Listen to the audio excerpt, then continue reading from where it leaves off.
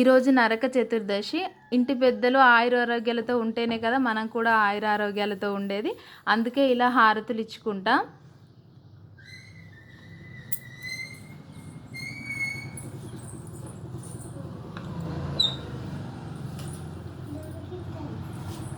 Happy Deepavali చెప్పండి అందరూ.